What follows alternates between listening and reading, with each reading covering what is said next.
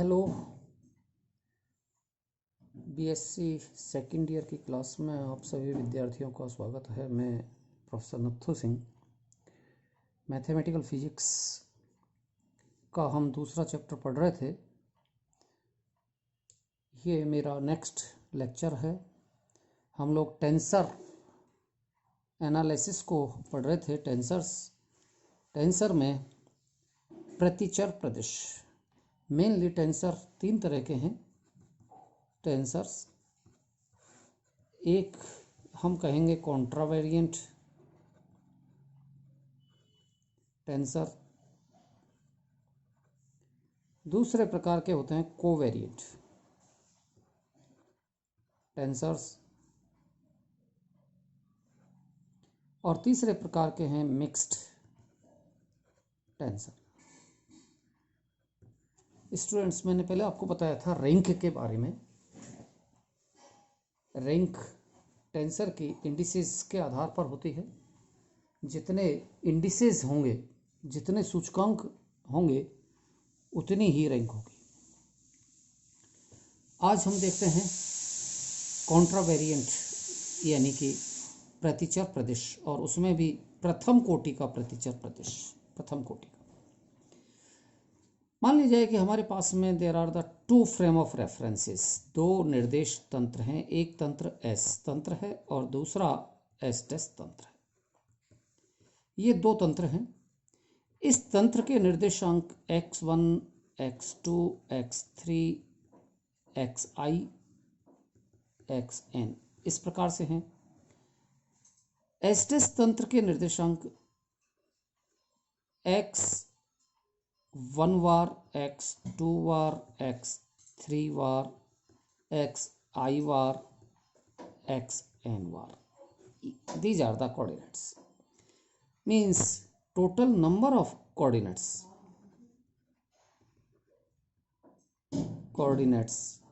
These are n coordinates हैं। मान लिया जाए कि किसी फिजिकल क्वांटिटी को इंट्रोड्यूस किया जाए, डिफाइन किया जाए एस तंत्र में, और ये भौतिक राशि हम मान लेते हैं कि ए आई एक भौतिक राशि है। इसके भी घटक मान लिया जाए कि A1, A2, AI, AN ये कंपोनेंट्स हैं। ये भौतिक राशि एस तंत्र से संबंधित है। इसी भौतिक राशि को मैं दूसरे तंत्र एस टेस में देखना चाहूँ तो ये मुझे AI वार के रूप में प्राप्त होगी। आई भी ले सकते हैं, जे भी ले सकते हैं।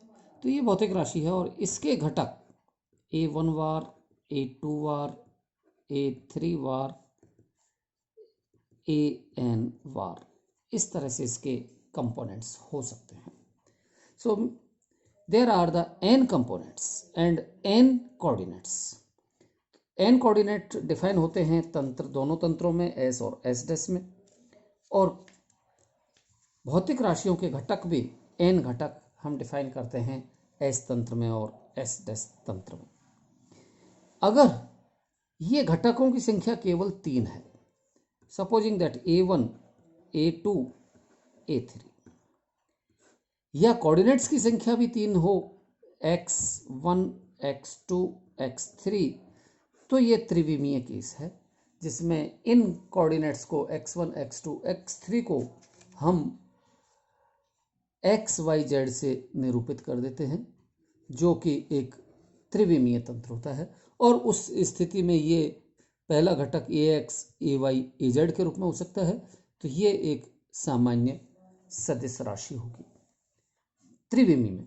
अगर हमारे पास निर्देशाकाश n डायमेंशनल है, इसमें n घटक हैं, तो इन घटकों के रूपांतरण समीकरण, ट्रांसफॉर्मेशन इक्वेशंस, इस चीज को आप ठीक से समझ लें। ट्रांसफॉर्मेशन इक्वेशन में एस डेस तंत्र में भौतिक राशियां यानी कि A1 वार, A2 वार, ये ऐसे ही एस तंत्र की भौतिक राशियां A1, A2, these are the physical quantities. इन भौतिक राशियों का संबंध इनके साथ में जो भी संबंध होते हैं, रिलेशंस होते हैं, इन रिलेशंस को हम रूपांतरण समीकरण कहते हैं. Means these are the relations,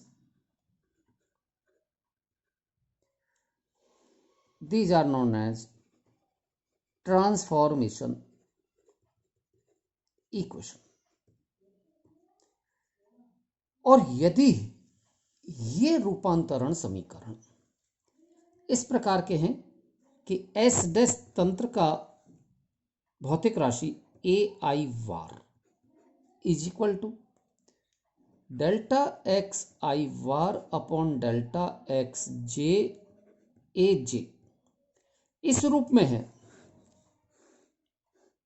आप ध्यान दें कि यहां हमने सुपर स्क्रिप्ट काम में लिया है और प्रतिचर प्रदेश वही प्रदेश होते हैं जिनमें सुपर इंडिसेज जो होगा वो सुपर स्क्रिप्ट होगा, यानी कि मूर्धांक होगा, सुपर स्क्रिप्ट होगा. तो यहां पर ये सुपर स्क्रिप्ट हमने लिया है A I bar is equal to delta x I bar upon delta x J A J. विद्यार्थियों, आइंस्टीन कन्वेंशन, आइंस्टीन की परिपाठी भी मैंने आपको बताई थी कि एक किसी भी पद में अगर कोई सा भी इंडिसेज हो वो सुपर स्क्रिप्ट भी हो सकता है, सब स्क्रिप्ट भी हो सकता है, यानी कि मूर्धांक और पादांक दोनों में से कोई से भी हो सकते हैं, और उसका रिपीटेशन हो. यहां ये जे रिपीट हो रहा है, जे सुपर स्क्रिप्ट ये रिपीट हो रहा है.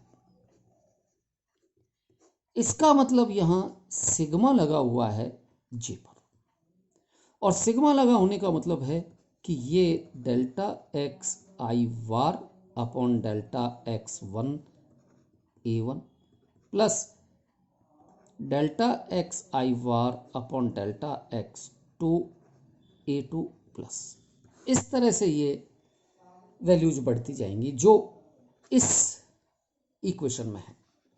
तो तब हम ये कहेंगे कि ये ए आई भौतिक राशि एक प्रथम कोटि का प्रतिचर प्रदेश कहलाएगा.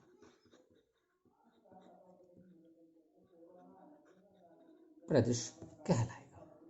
तो इसको हम कहेंगे प्रतिचर प्रदेश प्रथम कोटि का. आपको जो पीडीएफ में मैं भेजूंगा वो इस तरह का है. यहाँ तो एक्सप्लेनेशन था, इस वे में है.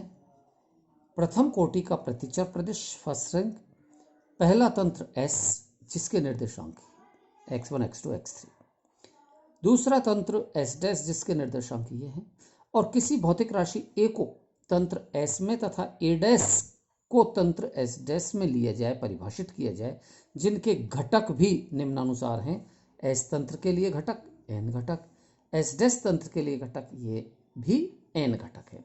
और भौतिक राशि A का S डैश तंत्र एवं S तंत्र में रूपांतरण यदि निम्न समीकरण के अनुसार हो, ये वाला समीकरण, तब इनको प्रतिचर प्रदेश कहा जाएगा. यानी कि A I bar is equal to delta x I bar upon delta x J A J, ये इस तरह से होगा.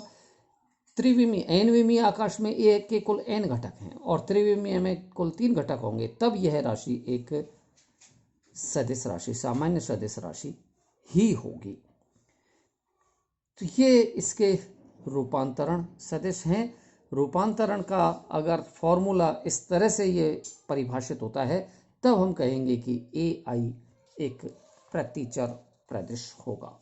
विद्यार्थियों, ये एक रिलेशन था एस डैश तंत्र का एस के सापेक्ष.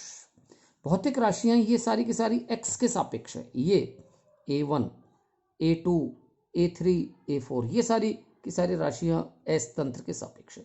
यानी कि एस तंत्र की राशियों का संबंध एस डैश के सापेक्ष है. तो इसको हम कहते हैं, ये A1, A2, A3 इन राशियों का संबंध एस तंत्र के सापेक्ष है. तब हम इसको कहते हैं ट्रांसफॉर्मेशन इक्वेशन, रूपांतरण समीकरण। इसको अगर हम उल्टा कर दें, उल्टा इस तरह से कि एस तंत्र की भौतिक राशि, इनका संबंध एस डैश तंत्र से लें, तब इसको हम नाम देते हैं इनवर्स ट्रांसफॉर्मेशन, मीन्स व्युत्क्रम रूपांतरण। तब ये व्युत्क्रम रूपांतरण के रूप में होंगे एस तंत्र की भौतिक राशि और उसका संबंध एस डैश तंत्र के सापेक्ष। इस परिभाषा में एस डैश का संबंध एस के सापेक्ष है और हमें इनवर्स ट्रांसफॉर्मेशन में एस तंत्र की भौतिक राशियों का संबंध एस डैश तंत्र के सापेक्ष ज्ञात करना होता है। तो यहाँ अगर हम इनवर्स ट्रांसफॉर्मेशन कैलकुलेट करना चाहें तो मेरे पास में ये जो पहली इक्वेशन है, फर्स्ट इक्वेशन, इस इक्वेशन को मैं एक मल्टीप्लाई करता हूँ एक भौतिक राशि से, किसी भौतिक राशि से, और we multiply by delta x, एक और तीसरा मैं इंडिसेस इंट्रोड्यूस कर लेता हूँ, डेल्टा एक्स के अपॉन डेल्टा एक्स आई वार। इस भौतिक राशि से समीकरण इक्वेशन 1, पहली समीकरण को मैं इसमें मल्टीप्लाई करता हूँ और पहली समीकरण मेरे पास में थी जिसकी लेफ्ट हैंड साइड में ये मल्टीप्लाई होगा डेल्टा एक्स के upon delta x I bar, a I bar, ये तो लेफ्ट हैंड साइड होगी। और राइट हैंड साइड में डेल्टा एक्स के upon delta x I bar into delta x I bar upon delta x J A J, ये equation थी।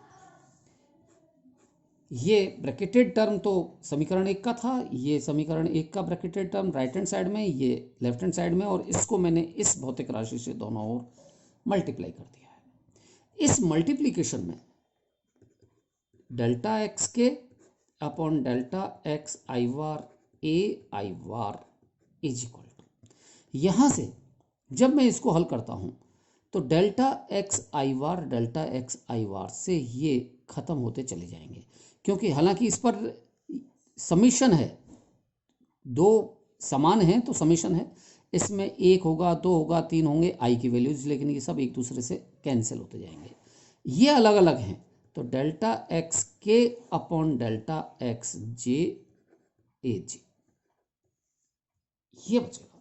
तो यानी कि यहाँ पर हम ये देखते हैं कि ये दोनों जो टर्म हैं ये दोनों एक दूसरे से निरस्त होती चली जाएंगी। निरस्त इसलिए होंगी कि इनके मान रिपीटेशन में 1 भी होगा तो ये भी 1, 2 होगा तो 2, तो x2 बार से कैंसिल होगा, x3 बार से कैंसिल होगा, सब कैंसिल होते चले जाएंगे। आपके पास में बचेगा डेल्टा एक्स के अपॉन डेल्टा एक्स जे। अब विद्यार्थियों यहाँ आप ये देखिए कि जे रिपीट हो रहा है, here J is in repeating, और जब जे रिपीट हो रहा है तो सिग्मा जे होगा। इस पर सिग्मा जे होने का मतलब इसमें 1 से लेकर के और बहुत सारे मान आएंगे। मान लिया जाए के का एक मान फिक्स होता है, फिक्स्ड वैल्यू, और ये मैं मान लेता हूं कि 9 है, कोई भी आप ले सकते हैं। तो यहाँ जे की वैल्यू जाएंगी डेल्टा एक्स 1, ये तो 9 हो जाएगा, और यहाँ ये 1 2 3 4 5 6 7 8 9, तो यहाँ पर ये बहुत सारी टर्म आएंगी। Delta x 9 upon delta x 1 ऊपर है, a1 plus delta x 9 upon delta x 2 a2, delta x 9 upon delta x 9 a9 plus और भी टर्म आएंगे। तो हम ये देखते हैं कि कोऑर्डिनेट्स एक दूसरे के सापेक्ष स्वतंत्र होते हैं। ये जो कोऑर्डिनेट्स होते हैं x1 x2 x3, these are independent.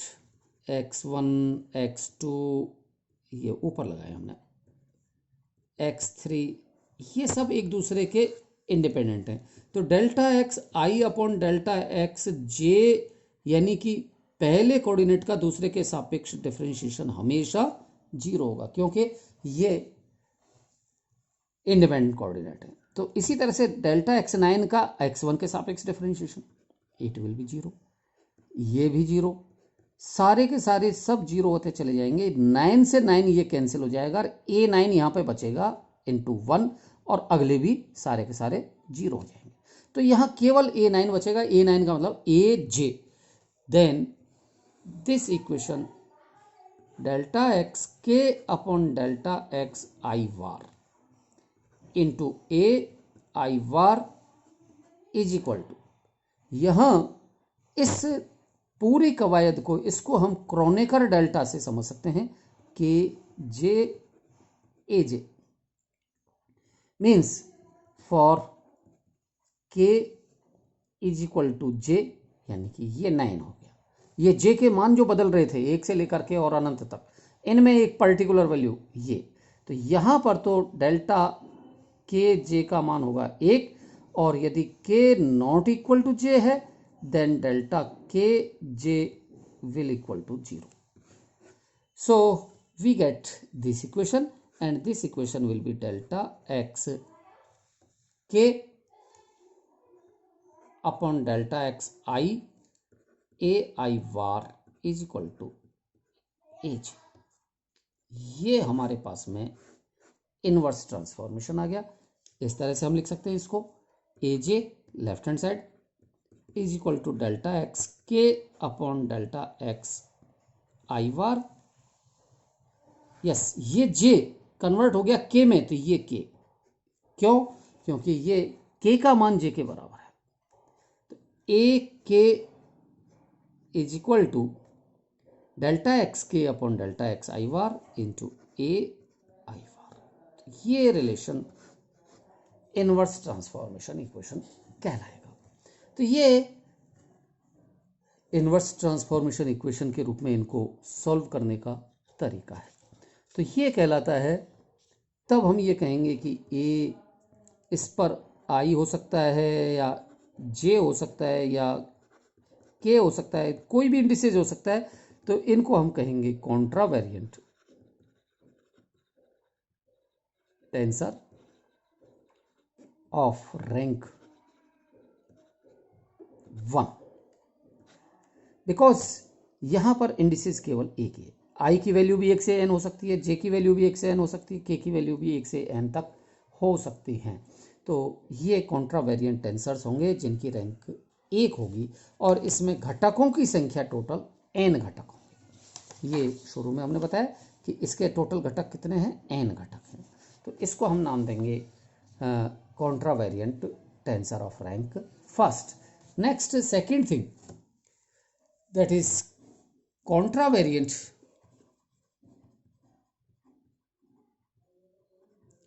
tensor of rank 2, यानी कि द्वितीय कोटि के प्रतिचर प्रदेश। द्वितीय कोटि में हम ये कहेंगे कि तंत्र S, इसके निर्देशांक भी x1 x2 xn। दूसरा तंत्र S डैश तंत्र, इसके निर्देशांक x1 वार x2 वार xn वार। ध्यान रहे, these are not the powers, ये इंडिसेस हैं, सिंबॉलिकल इंडिसेस हैं। ओके, यदि कोई भौतिक राशि है, और ये भौतिक राशि ए आई जे है, भौतिक राशि ए आई जे के रूप में है, इसके टोटल घटक A11 A12 A1n, n तो यहां तक हो गए, फिर A21 A22 A2n, n इतने हो गए, तो प्रत्येक के साथ में n, यानी कि इसके कुल घटकों की संख्या कितनी हो जाएगी फिर, कुल घटक, that is n square. So here this n square means घात 2, तो ये कहलाएगी इसकी रैंक। विद्यार्थियों आपको समझ में आई होगी कि रैंक क्या है।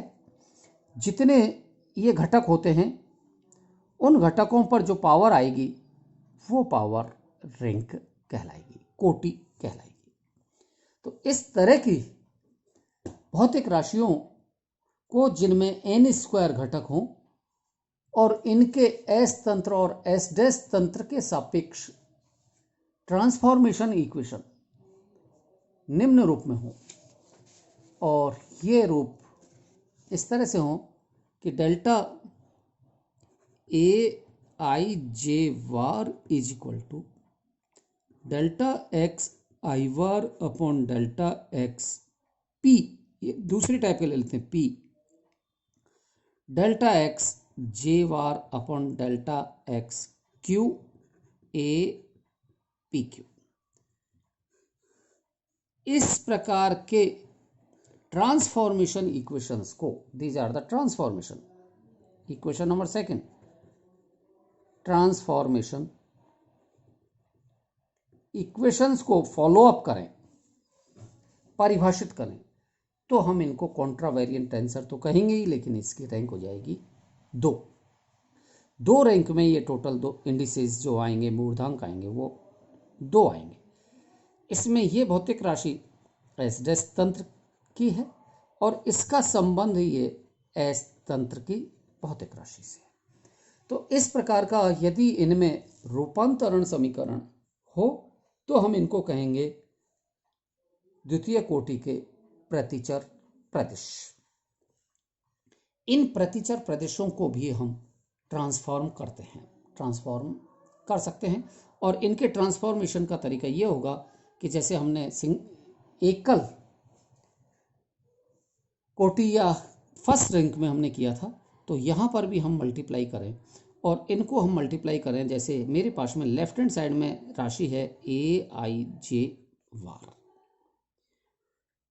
और राइट हैंड साइड में राशि है delta x I bar upon delta x P, delta x J bar upon delta x q A P Q.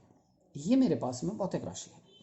तो इस भौतिक राशि को मैं दोनों ओर से मल्टीप्लाई करता हूं किसी, तो यहां delta x upon delta x, delta x upon delta x, ये थोड़ा सा ध्यान रखें कि हमें राइट हैंड साइड से एक्स आई वार और एक्स जे वार इनको एलिमिनेट करना है।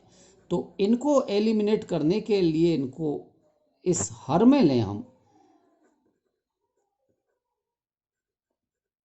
ये मल्टीप्लिकेशन में, तो हर में जब लेंगे तो ये एक्स आई वार से और जे वार से ये एलिमिनेट हो जाएगा, खत्म हो जाएगा। अब मेरे पास में जब मैं राइट हैंड साइड में रख रहा हूं तो ये लेफ्ट हैंड साइड में मुझे रखना पड़ेगा, आई वार जे वार। तो ये राइट एंड लेफ्ट साइड का बिल्कुल बराबर रखना पड़ेगा जिस भी किसी भौतिक राशि से मल्टीप्लाई करना है। इसके अलावा अब ये ऊपर जो आएंगे उसमें हम नए इंडिसेस इंट्रोड्यूस कर दें, दैट इज अल्फा और बीटा। तो ये अल्फा और ये बीटा, आप इसमें कुछ भी ले सकते हैं, स्मॉल ए बी सी भी ले सकते हैं, अल्फा बीटा गामा भी ले सकते हैं, आई जे के भी लिया जा सकता है। दीज आर द इंडिसेस, और इन इंडिसेस के मान बदलते हैं 1 से लेकर n तक, इस तरह से। तो जब मैंने इस भौतिक राशि से, एक ओर तो इस भौतिक राशि से और दूसरी ओर सेम इसी भौतिक राशि से समीकरण 2 का मल्टीप्लिकेशन कर लिया लेफ्ट हैंड साइड में और राइट हैंड साइड में, तो विद्यार्थियों जैसे मैंने पहले बताया था उसी तरह से ये एक्स आई वार इस एक्स आई वार से एलिमिनेट होगा और एक्स जे वार इस एक्स जे वार से एलिमिनेट हो जाएगा, खत्म हो जाएगा। अब आपके पास में राइट हैंड साइड में बचेगा delta x alpha upon delta x P, delta x beta upon delta x Q and A P Q. तो यहाँ विद्यार्थियों ध्यान रहे कि अब इसमें ये सारी की सारी जो राशियां हैं ये सारी एस तंत्र की राशि है, एस डेस में नहीं है। और जब ये एस तंत्र में है तो इनको हम डिफाइन करेंगे क्रोनेकर डेल्टा से। परिभाषा होती है क्रोनेकर डेल्टा की, आप जानते हैं, delta alpha P is equal to delta x alpha upon delta x P. Kronecker delta beta Q that is delta x beta upon delta x Q. So these are the Kronecker deltas. और इन Kronecker deltas की value ये delta x P, delta alpha P और beta Q A P Q. और Kronecker delta में for alpha is equal to P होगा तब Kronecker delta alpha delta ये अल्फा पी इसकी वैल्यू 1 होगी। यहां से हम देख लें कि अल्फा और पी दोनों बराबर हो जाएंगे तो इनका डिफरेंशिएशन 1 होगा। अगर यहां बराबर नहीं होते हैं तो चूंकि एक्स कोऑर्डिनेट्स एक दूसरे से इंडिपेंडेंट होते हैं तो इनकी वैल्यू 0 हो जाएगी। और for alpha not equal to p then kronecker delta alpha and p it will be 0, ये 0।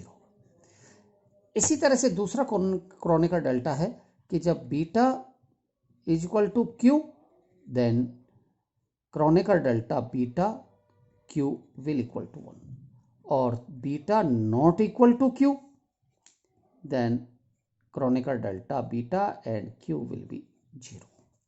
सो ये रिजल्ट हैं और इन रिजल्ट से हमें मजबूर होकर के इसको लिखना पड़ेगा कि इसकी वैल्यू 1, इसकी भी वैल्यू 1 तब जबकि p का मान अल्फा के बराबर हो तो a अल्फा, इस q का मान बीटा के बराबर तो बीटा, यानी कि ये a अल्फा बीटा ये हो जाएगा।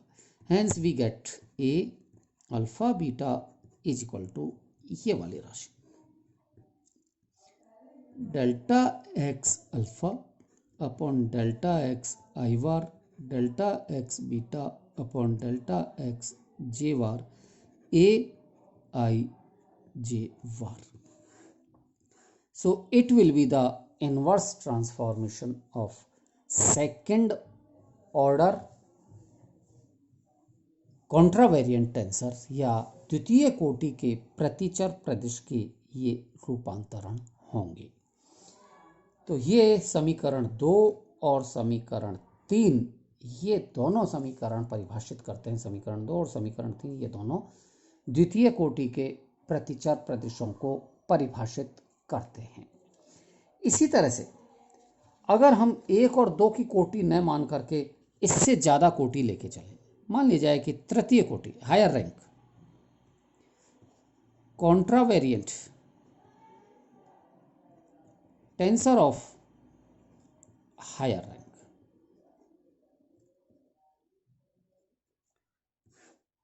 ए आई जे के, तो इसमें 3 इंडिसेस आ गए, इसकी रैंक 3 होगी।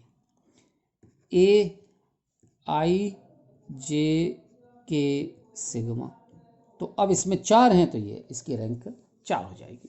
तो जितने ये कोटियाँ होंगी उतनी ही बीच में मैट्रिक्स होंगी। ये मैट्रिक्स एलिमेंट होते हैं, ये परिभाषा के रूप में मैट्रिक्स एलिमेंट है।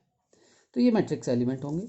इनके उदाहरण के लिए मैं तृतीय रैंक के प्रतिचर प्रदिशों की बात करता हूँ। तो तृतीय रैंक के प्रतिचर प्रदिश जो आएंगे वो इस तरह से होंगे कि डिफाइन करने के लिए बिल्कुल वही तरीका जो आपको पहले हम बता चुके हैं कि ए आई जे के ये वार करके एस्टेस तंत्र की वैल्यू, इसमें 3 delta x upon delta x, delta x upon delta x, delta x upon delta x, और इसके साथ में जो संबंध है वो ए अल्फा बीटा और गामा इस तरह से हो सकता है।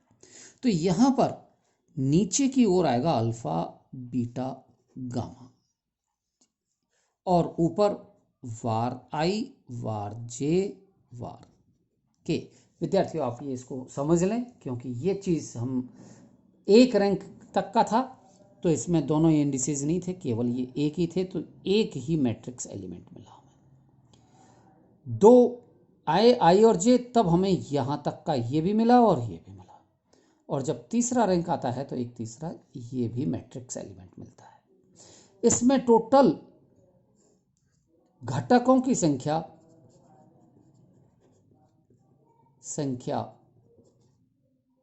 n की पावर 3 होगी, n की पावर 3। तो जैसे एक कोटि का टेंसर होता है, उसमें घटकों की संख्या n, द्वितीय कोटि में घटकों की संख्या n स्क्वायर, और रैंक 3 के लिए, कोटि 3 के लिए घटकों की संख्या n³ होती है।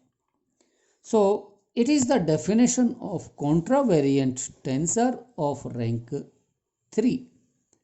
इसके रूपांतरण की बात करते हैं हम, रूपांतरण समीकरण। तो मैं समझता हूं कि अब हम 2 के लिए कर चुके हैं, तीसरा भी हम कर सकते हैं। आप इसको थोड़ा सा समझें अपने कि लेफ्ट हैंड साइड में AIJK वार, राइट हैंड साइड में हमें 3 मैट्रिक्स एलिमेंटों से इसको मल्टीप्लाई करना पड़ेगा, 1 2 3, और बाकी हमारे पास में ये जो हैं वो यथावत रहेंगे। तो डेल्टा एक्स आई bar upon delta x alpha, delta x जे bar upon delta x beta, delta x के bar upon delta X gamma into ए अल्फा बीटा गामा।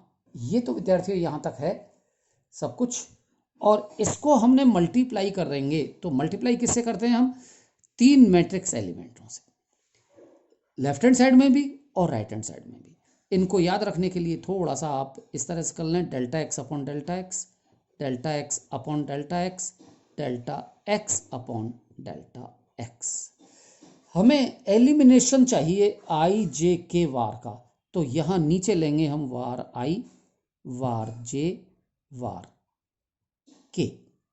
तो ये तो नीचे आ गया। अब ऊपर, तो ऊपर कोई नए हम ले लेते हैं, नए में P ले लें, Q ले लें, R ले लें, या स्मॉल ABC ले सकते हैं। तो ये पूरी की पूरी क्वांटिटी है जिसको मैंने राइट हैंड साइड में मल्टीप्लाई किया है, तो इसको मुझे लेफ्ट हैंड साइड में भी मल्टीप्लाई करना पड़ेगा। Delta X P upon delta x आई bar, delta X Q upon delta x जे bar, delta X R upon delta x के वार। ये राइट हैंड साइड में, और लेफ्ट हैंड साइड में same quantity से हमने इनको मल्टीप्लाई किया। इस मल्टीप्लिकेशन में अब हम जब सॉल्व करेंगे तो डेल्टा एक्स आई वार इससे एलिमिनेट होगा, ये जे वार एलिमिनेट हो जाएगा, और के वार ये इस के वार से एलिमिनेट हो जाएगा। अब हमारे पास में राइट हैंड साइड में delta X P upon delta x alpha, delta X Q upon delta x beta, delta X R upon delta X gamma into ए अल्फा बीटा और गामा, ये बचा। और इस की वैल्यू हो जाएगी Kronecker delta P alpha, Kronecker delta Q beta, Kronecker delta R और gamma. तो यहाँ ए अल्फा बीटा गामा ये यथावत है। तो इसमें जो वैल्यू जाएंगी, इसकी वैल्यू 1, इसकी वैल्यू भी 1, इसकी वैल्यू भी 1, लेकिन ये वैल्यू तभी एग्जिस्ट करेंगी जबकि P का मान अल्फा के बराबर होगा, Q का मान बीटा के बराबर होगा, और R का मान गामा के बराबर होगा। इसका मतलब ये A जो बचेगा वो अल्फा की वैल्यू P के बराबर, बीटा Q के बराबर, और गामा R के बराबर। Means its value is equal to APQR। यहाँ ध्यान रहे कि उन सभी मानों के लिए जहाँ P is not equal to alpha तो क्रोनेकर डेल्टा 0, और 0 से मल्टीप्लाई करेंगे तो सारी टर्म 0 हो जाएंगी। When Q that is not equal to beta then it will be 0, it becomes an vanish.